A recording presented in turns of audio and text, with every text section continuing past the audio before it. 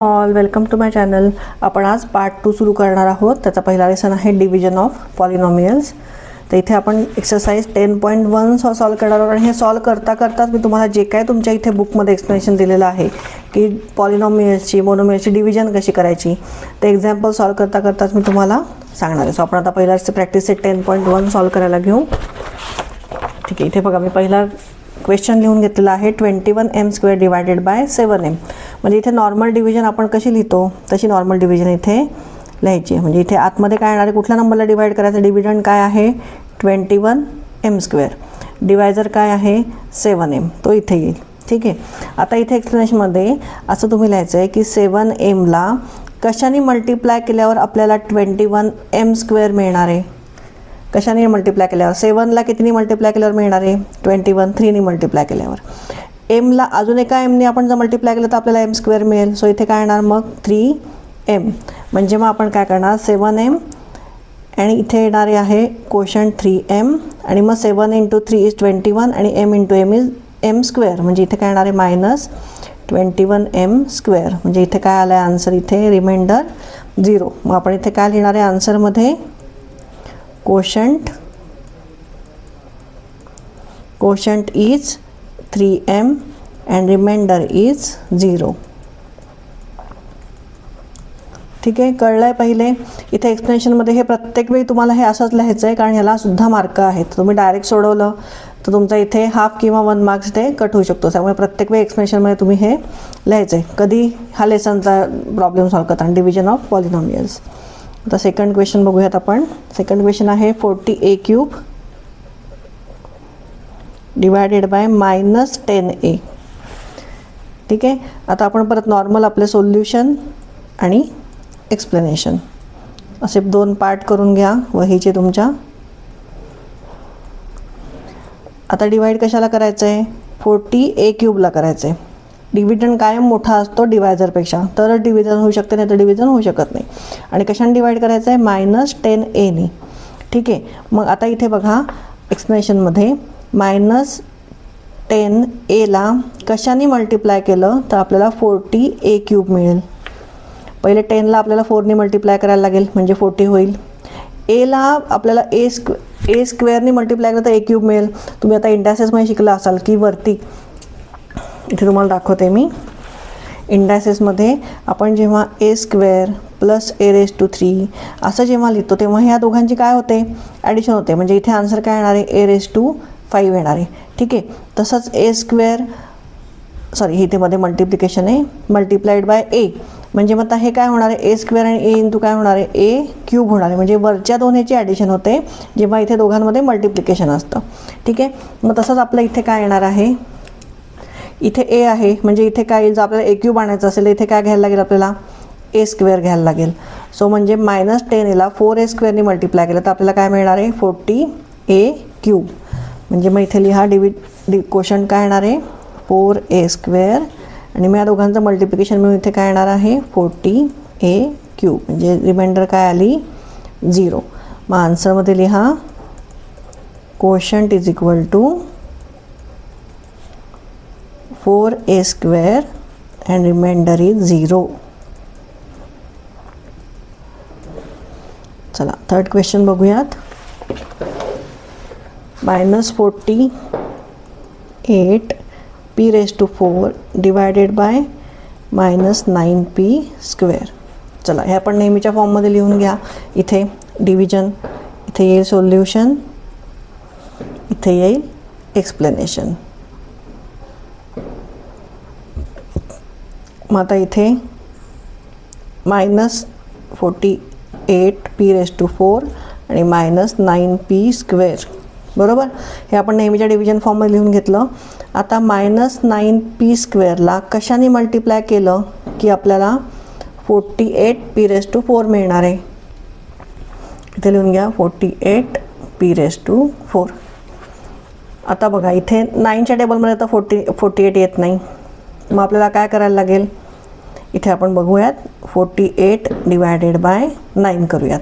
ठीक आहे, मग 9 5 × 45 येईल इथे, त्यामुळे हे तर डिव्हिजन होणार नाही. सो मग आपल्याला काय करायला लागेल, 48 आणि 9ला कुठल्या नंबरने डिवाइड होतो तो नंबर घ्यायला लागेल. मग 3ने डिवाइड होत आहे, 8 + 4 = 12. सो 3ने डिवाइड होईल. So 3 × 3 = 9, 3 × 1 = 3 and 3 × 6 = 18. म्हणजे ह्याचा आन्सर काय येतं आहे 16/3. म्हणजे मग 16/3 × 9 तुम्ही जर केलं तर तुम्हाला आन्सर काय मिळणार आहे, 48 मिळणार आहे. बरोबर. सो इथे काय येणार आहे 16/3 आणि इथे p² आहे आणि इथे p⁴ आहे. म्हणजे काय घ्यायला लागेल, इथे p² घ्यायला लागेल. म्हणजे 2 + 2 = 4 होईल. कळलं आहे. तुम्हाला हे कळलं नसेल तर इथे बघा, मी इथे दाखवते. 16/3 × तुम्ही जर 9 केलं, ठीक आहे, तर बघा काय येतं आहे 3 × 1 = 3, 3 × 3 = 9 आणि 16 × 3 = किती आहे 48. म्हणजे ह्याचा आन्सर आपल्याला काय मिळालं या दोन्हीच्या मल्टिप्लिकेशनचं 48. म्हणून मग आपण इथे 16/3 p² घेतलं. सो इथे ह्याच्यामध्ये क्वेश्चनमध्ये काय येणार आहे 16/3 p² आणि मग इथे आपल्याला काय मिळणार आहे, हे मायनस आहे इथे, मायनस म्हणजे ह्याचा आन्सर काय येणार इथे -48 p⁴. म्हणजे इथे काय येणार आहे -48 p⁴. आणि मग इथे तुम्हाला माहिती आहे इथे नेहमी डिव्हिजनमध्ये इथे साईन काय असतं, मायनस असतो. सो हे मायनस मायनस काय होणार आहे प्लस होणार आहे. म्हणजे हे प्लस आणि मायनस कॅन्सल झाल्यावर काय मिळणार आहे आपल्याला रिमाइंडर 0. सो आन्सरमध्ये काय येणार आहे क्वोशंट = 16/3 p² अँड रिमाइंडर = 0. कळलं आहे सगळ्यांना. खूप सिम्पल आहे. थोडी प्रॅक्टिस केली की तुम्हाला हे पटापट सॉल्व करता येईल. चला थर्ड क्वेश्चन बघा आपला काय आहे 40m⁵ डिवायडेड बाय 30m³. मग इथे सोल्युशन आणि एक्सप्लेनेशन. ठीक आहे. मग सोल्युशनमध्ये आता मी काय लिहिणार इथे 40m⁵ इथे येणार डिव्हिडंड, डिवायझर येणार 30m³. मग आता 30m³ कितीने मल्टिप्लाय केलं तर 40m⁵ मिळेल आपल्याला. आता इथे परत 40ला आपल्याला काय करायला लागेल 30 डिवाइड करायला लागेल. सो 40 / 30. सो इथे 0 0 कॅन्सल झाला. काय मिळालं आपल्याला इथे 4/3. सो 4/3 × 30 केल्यावर आपल्याला काय मिळतं आहे 40 मिळतं आहे. आणि m³ आहे आणि इथे m⁵ आहे. म्हणजे इथे काय घ्यायला लागेल 4/3 m² घ्यायला लागेल. बरोबर. 3 + 2 इथे काय होणार आहे m⁵. सो इथे लिहून घ्या 4/3 m². म्हणजे मग इथे मायनस केल्यावर काय मिळणार आहे 40 m⁵. म्हणजे रिमाइंडर काय मिळाली आपल्याला 0. सो इथे लिहून घ्या आन्सरमध्ये क्वोशंट = 4/3 m² अँड रिमाइंडर = 0.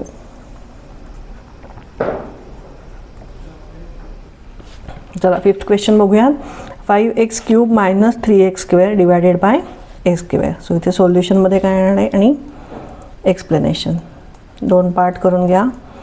आता इथे सोल्युशनमध्ये आपण काय करायचं आहे डिव्हिडंड कुठे लिहायचं आहे इथे 5x³ - 3x² आणि डिवायझर काय आहे x². मग आता इथे बघा 2 टर्म दिलेल्या जातात इथे. ठीक आहे. हे म्हणजे काय झालं बायनॉमियल. आता हे बायनॉमियलला आपल्याला यानी x² डिवाइड करायचं आहे. आता इथे बघा x² कितीने मल्टिप्लाय केलं की आपल्याला 5x³ मिळणार आहे. फक्त फर्स्ट टर्म आपण नॉर्मल डिव्हिजनमध्ये कसं करतो एक एक नंबर घेत जातो तसं आता इथे आपण फक्त 5x³ घ्यायचं आहे आणि मग 3x² घ्यायचं आहे. सो x² कशाने मल्टिप्लाय केलं की 5x³ येईल.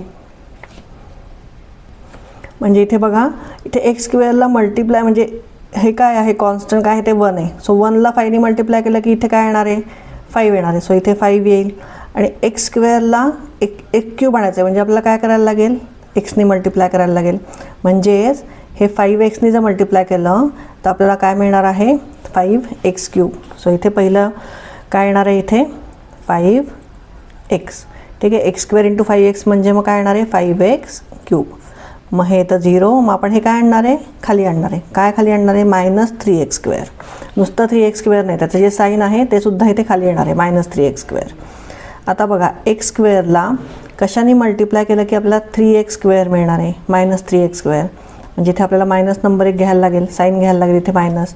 आणि मग एक्स स्क्वेअरला इथे तर एक्स स्क्वेअर आहे म्हणजे एक्सची टर्म तर येणार नाही, आणि इथे 1 आहे म्हणजे 1ला जर 3ने मल्टिप्लाय केलं तर 3 येईल. सो इथे -3ने आपण जर मल्टिप्लाय केलं तर आपल्याला -3x स्क्वेअर मिळेल. म्हणजे इथे काय येणार आहे 5x - 3 म्हणजे -3 आणि हे 3x स्क्वेअर म्हणजे इथे काय येणार आहे -3x स्क्वेअर. सो हे इथे मायनस असतं डिव्हिजनमध्ये, हे तुम्हाला सगळ्यांना माहिती आहे. सो हे मायनस मायनस इथे काय होणार आहे प्लस होणार आहे. So 3x square 3x square -3x square ह्याचं प्लस झालं ना. सो हे काय आलं रिमाइंडर 0 आली. सो इथे आन्सरमध्ये लिहून घ्या quotient is equal to 5x - 3 and remainder is equal to 0. चला 6th क्वेश्चन बघूयात. 8p³ - 4p square divided by 2p square. तर इथे सोल्युशन आणि इथे एक्सप्लेनेशन. तर सोल्युशनमध्ये काय लिहिणार आहे आपण इथे dividend 8p³ - 4p square. Divisor काय येणार आहे 2p स्क्वेअर. म्हणजे आता इथे 2p स्क्वेअरला कशाने मल्टिप्लाय केलं तर आपल्याला 8p³ मिळणार आहे. इथे तुम्हाला माहिती आहे 2 4 जा 8 म्हणजे इथे 4 येईल बरोबर. 8चा प्रॉब्लेम सॉल्व झाला. आता p³ आहे आणि p स्क्वेअर आहे, मग p स्क्वेअरला कशाने मल्टिप्लाय केलं की p³ येणार आहे अजून एका pनी. म्हणजे इथे जेव्हा pवर इथे काय नसतं तेव्हा काय असतो 1 असतो. So 2 + 1 is 3. म्हणजे 2p स्क्वेअरला जर 4pनी मल्टिप्लाय केलं तर आपल्याला आन्सर काय मिळतं आहे 8p³. ठीक आहे. इथे आपण लिहूयात 4p म्हणजे इथे काय येणार आहे -8p³. सो आपल्याला रिमाइंडर काय मिळते इथे काय मिळते आपल्याला 0. मग त्याच्यानंतर आपण खाली काय घेणार आहे -4p स्क्वेअर. मग आता इथे परत 2p स्क्वेअरला कशाने मल्टिप्लाय केलं की आपल्याला -4p स्क्वेअर मिळणार आहे. इथे मायनस नाही आहे सो इथे एक मायनस साईन आपल्याला घ्यायला लागेल म्हणजे आपल्याला मायनसमध्ये आन्सर येईल. आणि 2ला 2ने मल्टिप्लाय केलं की 4 येतो, इथे 2 येईल. आणि p स्क्वेअर तर इथे आहे आणि इथेही आहे म्हणजे कुठलाही pचं आपल्याला इथे टर्म घ्यायची नाही आहे. सो फक्त p स्क्वेअर म्हणजे 2p स्क्वेअरला -2ने मल्टिप्लाय केलं आपल्याला आन्सर काय मिळणार आहे -4p स्क्वेअर. सो इथे लिहा -2 आणि मग इथे येणार आहे -4p स्क्वेअर. सो हे मायनस मायनस प्लस झालं आणि प्लस झाल्यावर हे दोन्ही कॅन्सल झाले. रिमाइंडर आपल्याला मिळाली 0. सो आन्सरमध्ये काय येणार आहे quotient is equal to 4p - 2 and remainder is equal to 0. चला 7 सोडवूयात. 2y³ + 4y² + 3 divided by 2y square. So इथे आपण लिहून घेऊ सोल्युशनमध्ये 2y³ + 4y² + 3 आणि डिवायझर काय आहे 2y स्क्वेअर. मग एक्सप्लेनेशनमध्ये काय येणार आहे 2y स्क्वेअरला कितीने मल्टिप्लाय केलं की आपल्याला 2y³ मिळणार आहे. 2ने तर इथे 2 ऑलरेडी आहे सो 2 1 जा 2 म्हणजे इथे 1 येणार आहे. आणि y स्क्वेअरला कितीने मल्टिप्लाय केलं की y³ मिळणार आहे एका yने. So 1y. ठीक आहे. सो इथे लिहून घ्या इथे 1y किंवा नुसतं y लिहिलं तरी चालणार आहे. 1y म्हणजेच फक्त y. सो इथे येणार आहे 2y³. इथे येणार आहे 0. मग खाली काय आलं आहे 4y स्क्वेअर. हे प्लस आहे त्यामुळे प्लस साईन घ्यायची गरज नाही. मग आता परत 2y स्क्वेअरला कितीने मल्टिप्लाय केलं की आपल्याला 4y स्क्वेअर मिळणार आहे. y स्क्वेअर तर आहे तो yची टर्म तर येणार नाही म्हणजे फक्त काय येणार आहे 2y स्क्वेअरला 2ने मल्टिप्लाय केलं की काय मिळणार आहे आपल्याला 4y स्क्वेअर. सो इथे येणार आहे +2 आणि इथे येणार आहे -4y स्क्वेअर. सो इथे येणार आहे 0 आणि हे 3 इथे आपण खाली घेतलं आहे +3. पण आता इथे yची टर्मच नाही आहे आणि इथे 2 आहे मग ह्याने याला डिवाईड होणार नाही म्हणजे yची टर्मच नाही त्यामुळे 2y स्क्वेअरने 3ला डिवाईड होणार नाही म्हणजे रिमाइंडर काय आपल्याला आलं आहे 3. सो इथे आन्सरमध्ये लिहून घ्या. आन्सरमध्ये quotient is equal to y + 2 and remainder is equal to 3. ठीक आहे. एवढंच आन्सर आहे. चला नेक्स्ट बघूयात 8 number. 21x⁴ - 14x² + 7x divided by 7x³. चला इथे सोल्युशन आणि एक्सप्लेनेशन लिहून घ्या. तर सोल्युशनमध्ये डिव्हिडंड काय येणार आहे 21x⁴ minus 14x² plus 7x आणि डिवायझर काय आहे 7x³. मग आता इथे एक्सप्रेशनमध्ये बघा 7x³ कितीने मल्टिप्लाय केलं की आपल्याला 21x⁴ मिळणार आहे. 2 मिनटं. चला इथे आपल्याला म्हणजे इथे काय येणार आहे सांगा 77ला कितीने मल्टिप्लाय केलं की 21 मिळतं 3ने आणि x³ आहे आणि x4 आहे म्हणजे अजून एक x लागेल आपल्याला. सो 7x³ इंटू 3x केल्यावर काय मिळणार आहे 21x⁴. सो इथे पहिले लिहून घ्या. पहिले काय येणार आहे 3x म्हणजेच काय येणार आहे मायनस 21x⁴. हे येणार आहे 0. मग हा काय घेतला आपण खाली मायनस 14x² घेतला.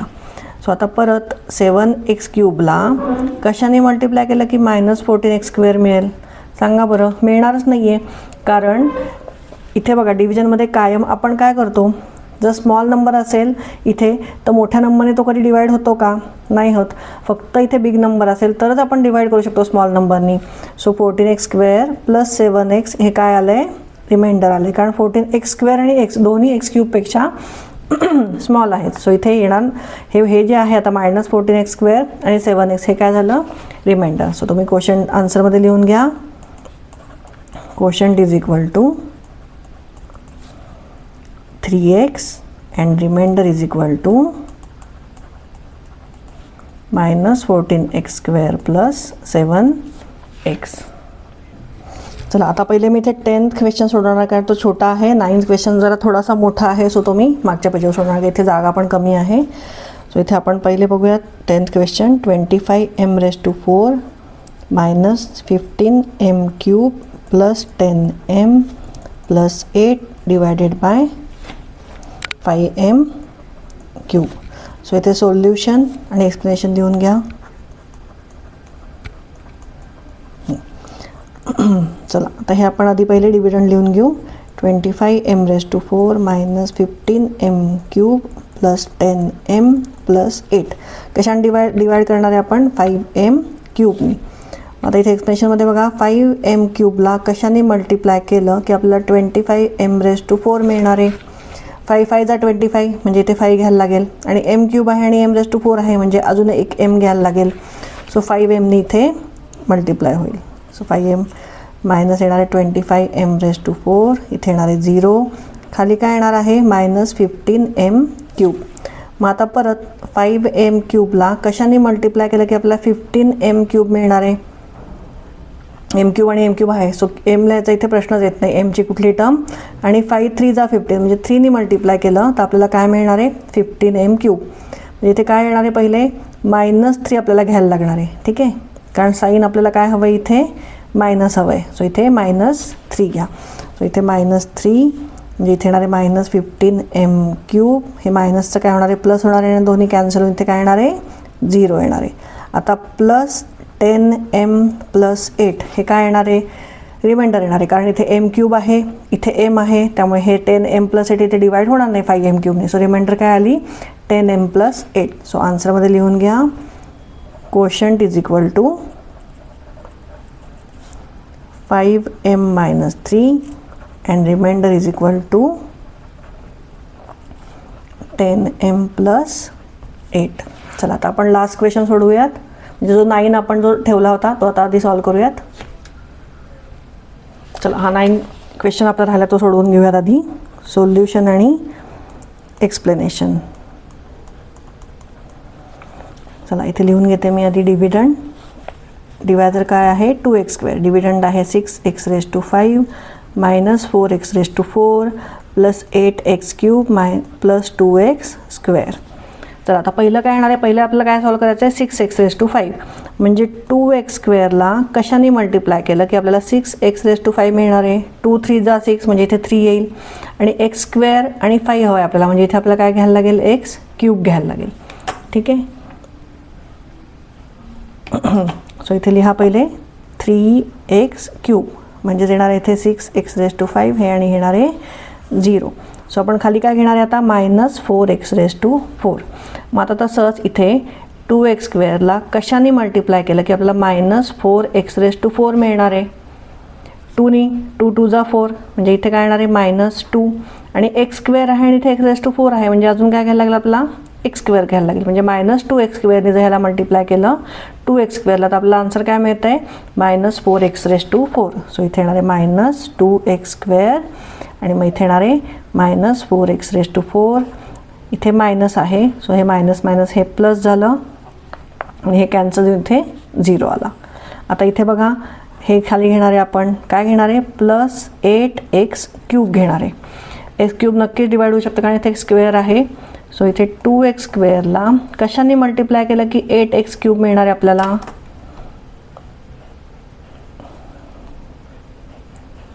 2 4 जा 8 म्हणजे 4 येणार आहे आणि एक्स स्क्वेअर आणि एक्स क्यूब आहे म्हणजे एक एक्स घ्यायला लागेल इथे. म्हणजे कशाने मल्टिप्लाय करायला लागेल आपला 4xनी. सो इथे येणार आहे +4x म्हणजे इथे येणार आहे मायनस, हे 8x क्यूबचं मायनस नाही आहे, हे मायनस हे आपण डिव्हिजनमध्ये जे मायनस सबट्रॅक्ट करतो त्याचं मायनस आहे हे.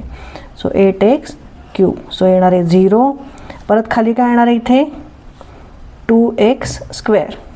मग आता 2x स्क्वेअर आहे आणि इथे 2x स्क्वेअर आहे म्हणजे 2x स्क्वेअर 1 जा 2x स्क्वेअर म्हणजे 2x स्क्वेअरला इंटू 1 केलं तर काय मिळणार आहे आपल्याला 2x स्क्वेअर. सो इथे काय येणार आहे +1. सो इथे मायनस येणार आहे 2x स्क्वेअर म्हणजे रिमाइंडर आली 0. म्हणजे आपण आन्सरमध्ये काय येईल quotient is equal to 3x cube -2x square +4x +1 and remainder is equal to 0. इथे आपला 10.1 प्रॅक्टिस सेट संपलेला आहे. तुम्हाला कळला नसेल तर परत व्हिडिओ एकदा पॉज करून परत तुम्ही तुमचा स्वतः सॉल्व करून बघा आणि आन्सर काढून बघा. जेवढी तुम्ही ह्याची प्रॅक्टिस कराल डिव्हिजनची तेवढं तुम्हाला हे सोपं जाईल. माझा व्हिडिओ आवडला असेल तर नक्की लाईक आणि सबस्क्राईब करा. थँक्यू.